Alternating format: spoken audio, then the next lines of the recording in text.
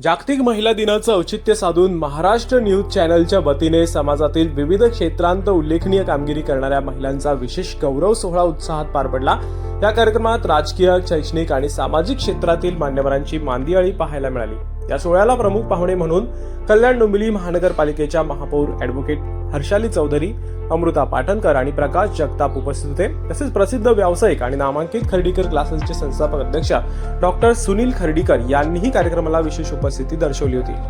या कार्यकर्तृत्वाने समाजात आदर्श निर्माण करणाऱ्या 40हून अधिक महिलांना यावेळी मान्यवरांच्या हस्ते सन्मानित करण्यात आलं होतं। नेमक्या कोणाकोणाला सन्मानित करण्यात आलं होतं पाहूया।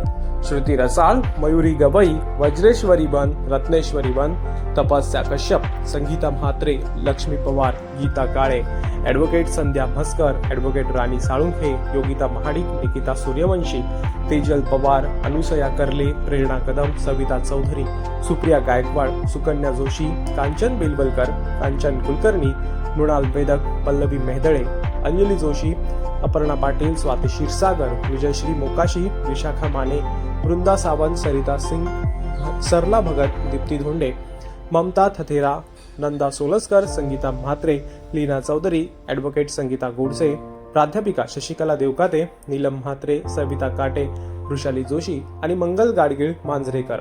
महिला आज प्रत्येक क्षेत्रात पुरुषांच्या खांद्याला खांदा लावून काम करतायत। त्यांच्या या संघर्षाचा आणि यशाचा सन्मान होणे ही काळाची गरज आहे, असं मत यावेळी मान्यवरांनी व्यक्त केला।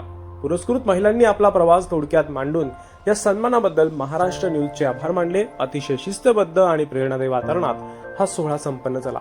डॉक्टर सुनील खर्डीकर यांनी शिक्षण आणि सामाजिक बांधिलकी यावर MH मराठीशी बोलताना आपले विचार मांडलेत। एक महिला शिकली तर संपूर्ण कुटुंब आणि समाज प्रगत होतो।